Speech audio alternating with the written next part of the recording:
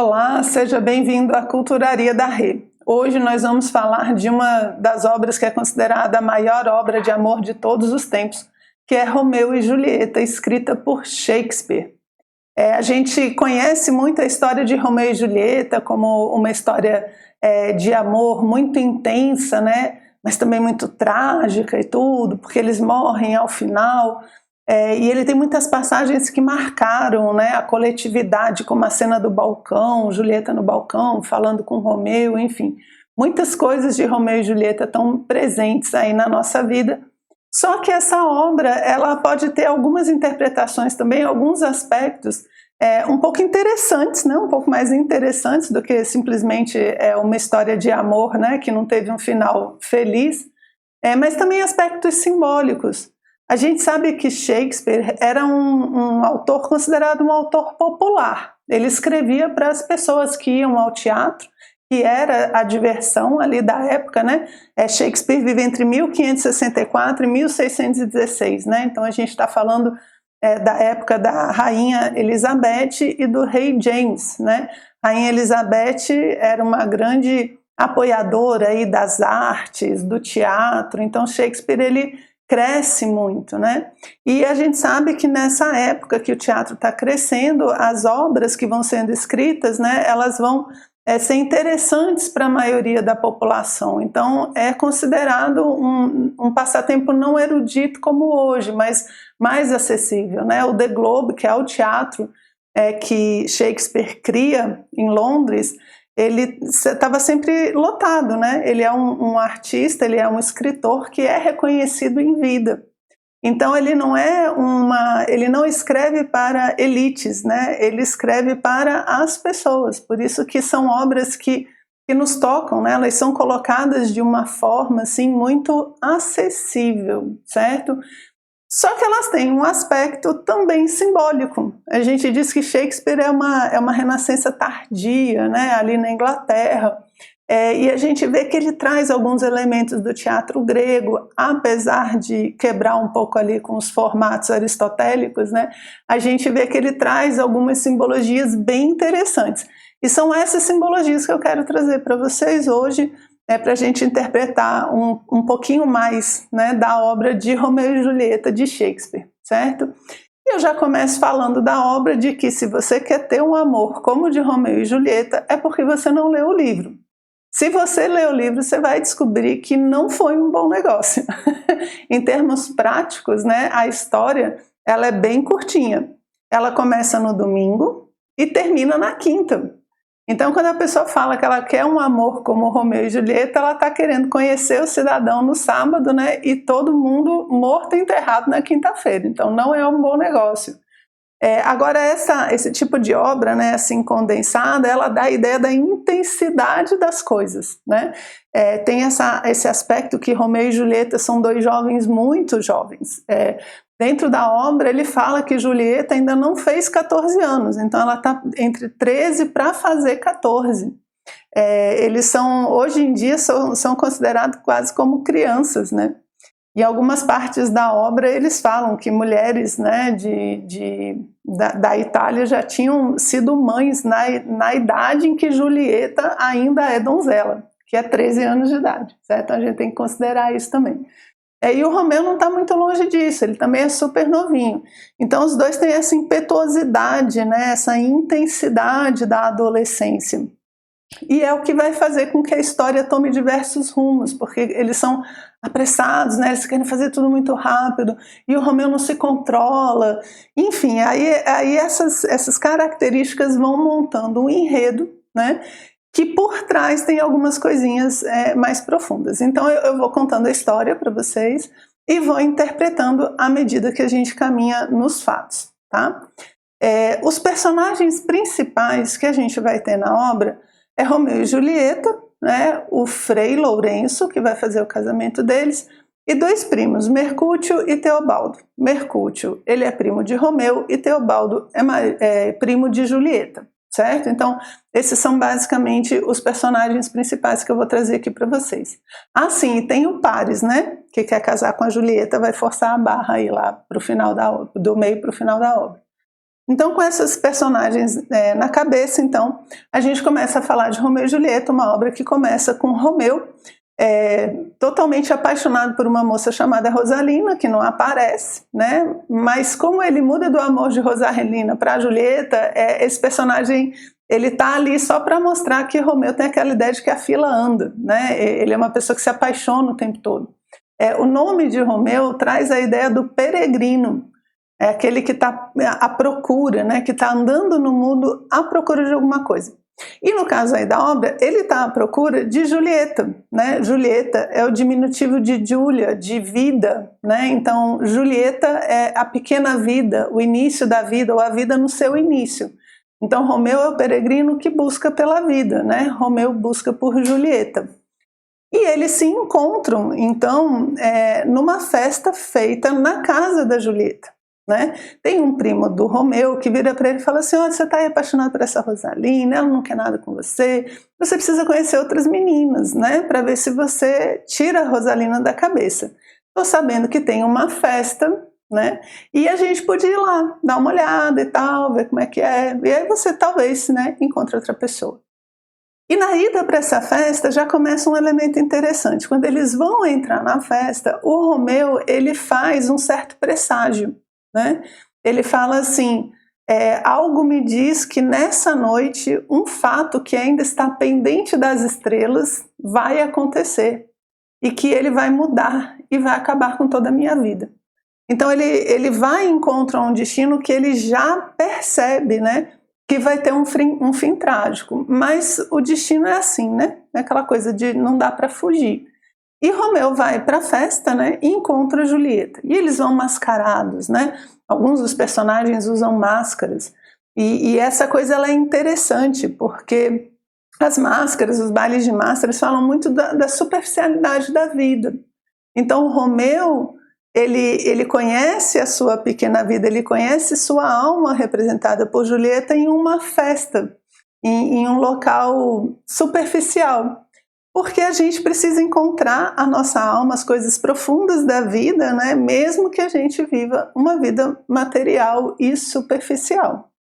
Então, Romeu entra na casa do seu grande inimigo, que é o pai de Julieta.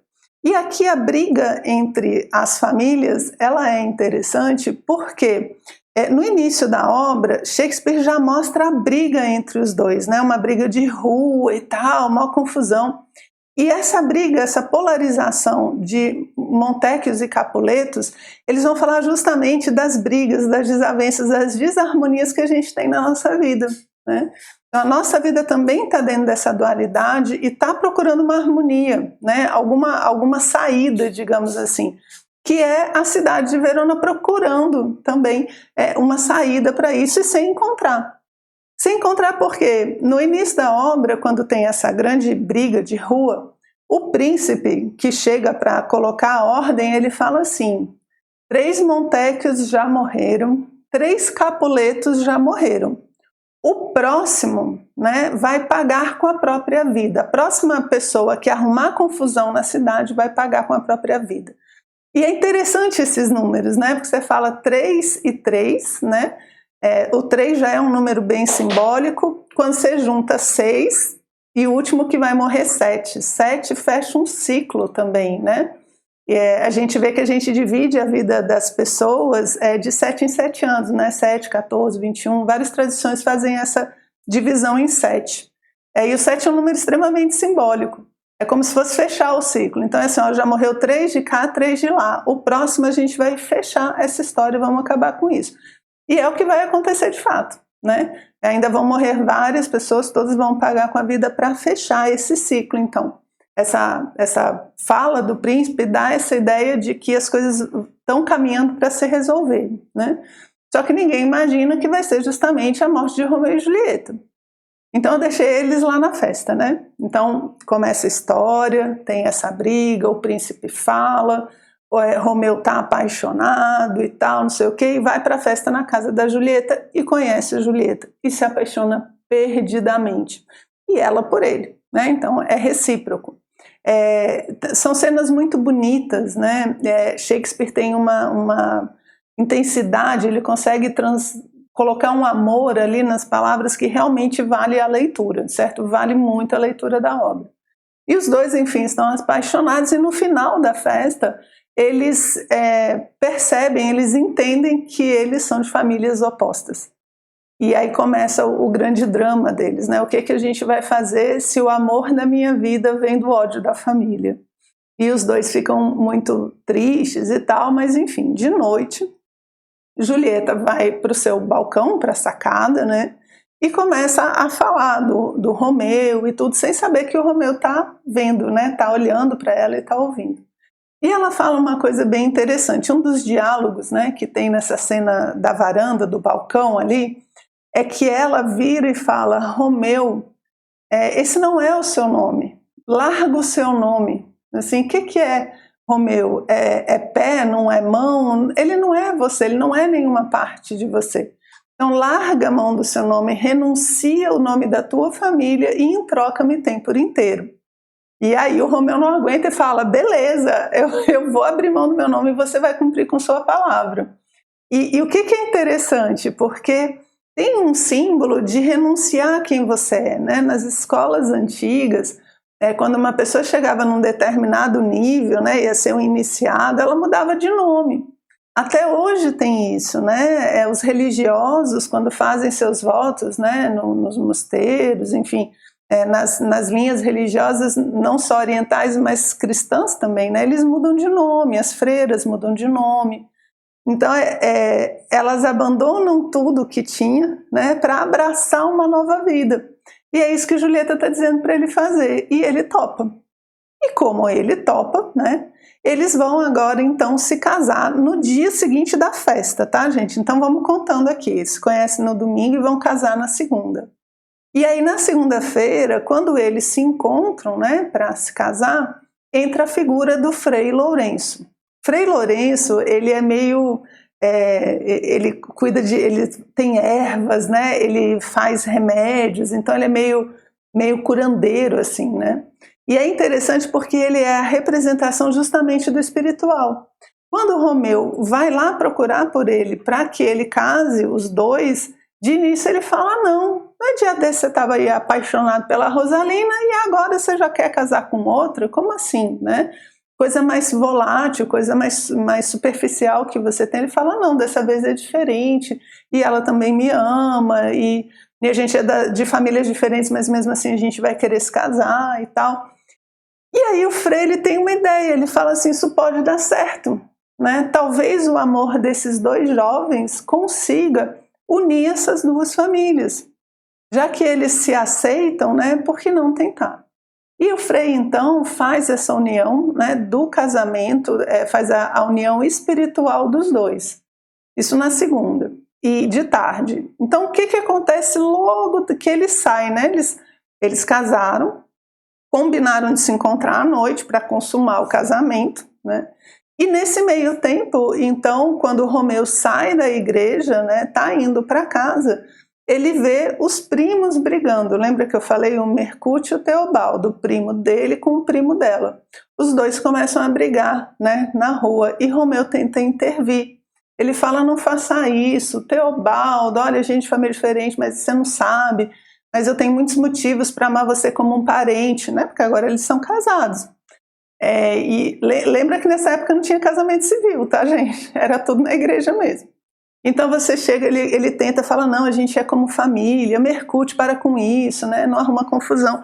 E nessa de tentar fazer com que os dois não briguem, ele, de certa forma, causa a morte do próprio primo, né? Porque ele se põe na frente, o primo não vê muito bem e o Teobaldo acaba matando o Mercúrio.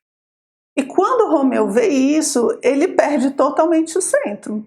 Ele quer se vingar. Ele fala: como assim? Meu primo está aqui morto e ele andando sozinho pela rua, né, feliz, alegre, contente? De jeito nenhum. E aí ele pega a espada, sai correndo atrás do Teobaldo e mata Teobaldo. Agora veja, ele acabou de casar com a Julieta. Ele está saindo do casamento, acontece essa confusão toda, né? O primo morre e ele vinga a morte do primo. E aí começa toda a confusão. Que é o quê? Lembra que o príncipe tinha falado que o próximo ia pagar com a vida?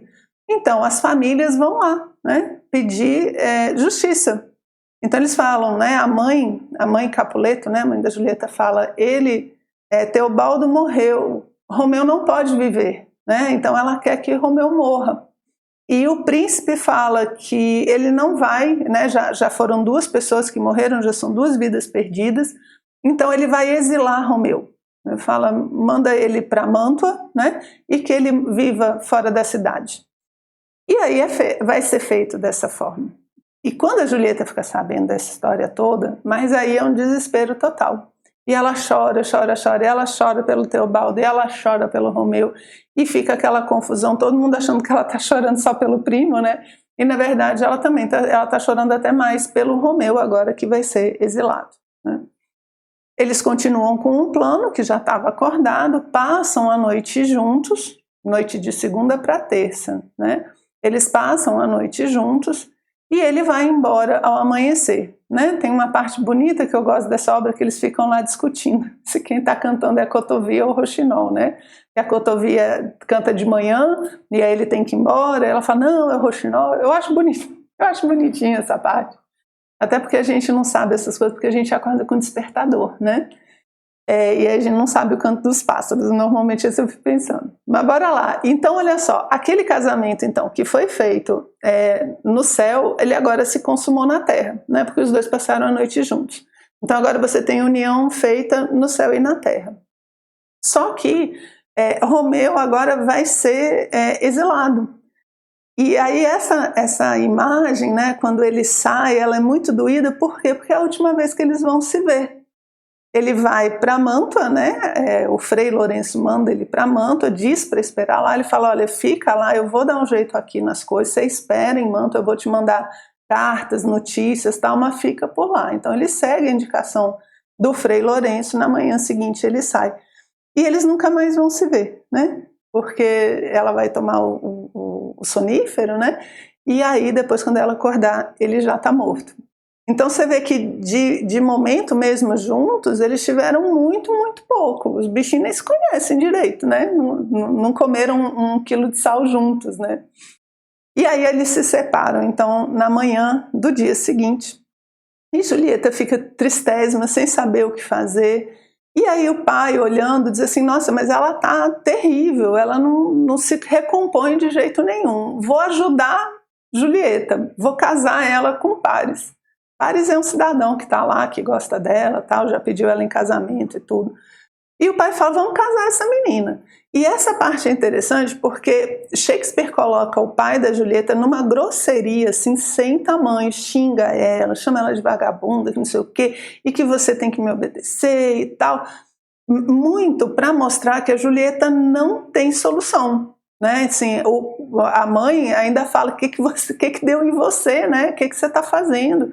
E quer bater na Julieta e tal. Então a cena mostra assim, Julieta não tem saída. Ou ela está na rua, ou ela casa com o Paris. E ela já casou com o Romeu. Então assim, a situação dela realmente é bem desesperadora. E ela vai buscar então ajuda no Frei Lourenço. E o Frei Lourenço vem com aquele plano mirabolante. Né? Gente, olha, o plano do Frei Lourenço realmente você tem que estar muito desesperado. Mas o que a Julieta fala? A Julieta fala assim, ó, se não tiver solução eu me mato. Ele falou, bem, se você está disposta a isso, então vamos tentar esse meu plano aqui. Que é o quê?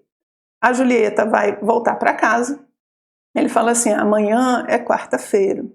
Você passa o dia bem, diz para as pessoas que você aceitou casar com Paris, tal, se mostra feliz e à noite durma sozinha. Toma esse veneno aqui, veneno não, né, sonífero, ele vai fazer você parecer morta. E depois, você vai ficar assim por 24 horas, você vai ser enterrada, né? É porque eles não são enterrados, eles são colocados em mausoléus, né? No mausoléu, o corpo fica em cima de uma tumba até ele se decompor. Então ele fala, você vai entrar, né, no mausoléu, eu pego você lá durante a noite quando você acordar e te levo para Mantua e a gente vê o que faz. Aí ele fala que vai voltar todo feliz e tal, mas é mais ou menos assim, vamos resolver essa situação aqui agora. Então ela finge a morte, né? Ela se finge de morta. E tem um problema aqui, porque as coisas na vida não podem ser fingidas, as coisas para darem certo, elas têm que ser para valer. Então você fingir que morreu não vai resolver a questão da briga das famílias, né? O que vai resolver a briga? A morte de verdade. Porque dizem que nos mistérios antigos não existe falsidade, né? Você não caminha para a evolução fingindo coisas. E a gente sabe que dentro dos simbolismos, né, a morte ela é sempre um símbolo de passagem, ela é nunca um fim. Então, como eles se uniram no céu, se uniram na terra, agora eles vão passar para um outro nível, né? Eles vão passar para uma outra experiência, simbolizada justamente pelo sono profundo nos contos de fada, né? Como a gente tem na Branca de Neve, né? Ou a morte mesmo, como vai ser o nosso caso aqui. Ela topa, toma o sonífero, né? E o padre manda uma carta, né? Para avisar Romeu de toda a estratagema e falar: fica aí que eu vou chegar com ela. Só que essa carta nunca chega, né? E quem chega antes é o servo dele, com a notícia da morte de Julieta. Então, olha só, ela está dormindo, né, na tumba. Romeu não sabe que é de brincadeira, entre aspas, porque a carta não chegou. E aí ele sai correndo antes de receber a carta para o mausoléu ali da família da Julieta para morrer do lado dela. Passa num boticário, compra um veneno. E quando ele chega dentro da tumba, ele toma o veneno, né, e morre ao lado dela. Quando ela acorda, a confusão está feita, né? Ela olha para o Romeu ali, né, vê que ele morreu de fato, e como não tem mais veneno, ela acaba se apunhalando. Aí quando chega todo mundo, olha a cena, né? A cena. As duas flores, né, da cidade, que eram Romeu e Julieta, mortos. E aí eles vão fazer realmente o enterro dos dois, agora de fato, né, que é a última cena da obra. E o príncipe fala: olha, nós pagamos muito caro pelas brigas de vocês. Até porque Julieta é a única herdeira e Romeu também é o único herdeiro. Então eles são meio que a última esperança de continuidade de Montecchios e Capuletos. E os dois morrem. E o príncipe fala assim: o destino tem das suas coisas que ele mata por meio do amor, né? Para fazer com que vocês vejam as atrocidades que vocês, Montecchios e Capuletos, estão fazendo. Então, no enterro dos dois, né, no dia que os dois morrem, Romeu e Julieta, é que você tem, então, a harmonização final das famílias, você tem a junção, enfim, dessas duas polaridades que não conseguiam se encontrar. E aí a gente fecha, né, com as últimas palavras de Shakespeare, falando que era uma manhã onde nem o sol queria aparecer de tanta tristeza. É uma história bonita, né? Romântica. Aí, só para a gente fechar as datas, né? Eles são enterrados na quinta-feira. Ela de quarta para quinta, né? Quinta de manhã é a confusão toda e eles são enterrados na quinta-feira durante o dia. Então, se conhecem no domingo e morrem na quinta. É uma experiência muito densa, muito intensa, mas com uma mensagem também bem interessante, que é essa transcendência. Você só consegue harmonizar as coisas embaixo, né, as desavenças embaixo, simbolizadas por Montecchios, né, e Capuletos, no momento em que você realmente une céu e terra, e aí é o casamento deles, né, e depois a noite que eles passam juntos, você junta céu e terra e abre mão, então, das coisas materiais para ir para um próximo nível, que é justamente essa morte simbólica, essa morte redentora dos dois, né? E aí eu lembro que eu estava dando essa aula uma vez, e aí um aluno falou assim: não, Renata, eu não gosto dessa história que os dois morrem no final, eu queria que eles continuassem vivendo, né, e fossem felizes para sempre. Aí eu falei: olha, não dá muito certo, não dá muito certo. Você consegue imaginar Romeu e Julieta, né, sei lá, final do mês no Extra, com 3 meninos, né, passando as compras e pagando ali com vale alimentação, né, meninada, vai empacotando aí que mamãe tá chegando, sabe? Não existe uma vida comum para esse amor, não existe uma continuação de uma vida cotidiana, porque se você fizer a continuação cotidiana, você mata a mensagem de transcendência. Então esse aqui é o interessante, porque a obra é feita de um jeito em que não tem outro fim. Porque eles não são feitos para o mundo material, eles são feitos para esse amor espiritual. Então eles vão ter que abrir mão da vida material para poder realmente se unirem no mundo espiritual e formarem uma unidade, que é o que a gente busca na nossa vida, uma unidade harmônica desses elementos aí que estão normalmente em conflito. E a gente precisa morrer para isso? Não, claro que não, mas simbolicamente sim, né? Não de fato, mas como símbolo sim. A gente vai ter que se adaptar, aprender a morrer para o de trás para renascer para o da frente, né? Morrer para o passado, para essas coisas que já são desarmoniosas, no caso ali dos Montecchios e Capuleto seria esse rancor, né? Abrir mão dessa briga que ninguém mais sabe por que acontece, abrir mão de todo esse estilo de vida, ou seja, é uma morte para que você possa começar um novo estilo de vida. Então toda vez que a gente quer evoluir, que a gente quer crescer, que a gente quer mudar, a gente está falando de uma pequena morte. A gente morre para o que a gente era, para renascer para as coisas que a gente quer ser. E por isso que é difícil, né? É sofrido, mesmo quando a gente faz uma mudança que a gente sabe que é necessária, essa pequena morte ela exige um certo luto, né? Às vezes a gente fica triste, pesaroso, mas é um luto passageiro no nosso caso. Por quê? Porque ele é o prelúdio de uma nova aventura, de uma nova oportunidade, de um novo sol, ok? Bem, então era isso que eu tinha separado para vocês hoje, espero que tenham gostado, curtam bastante Romeu e Julieta, vou deixar o link do livro aqui embaixo para vocês, e a gente se vê no nosso próximo encontro.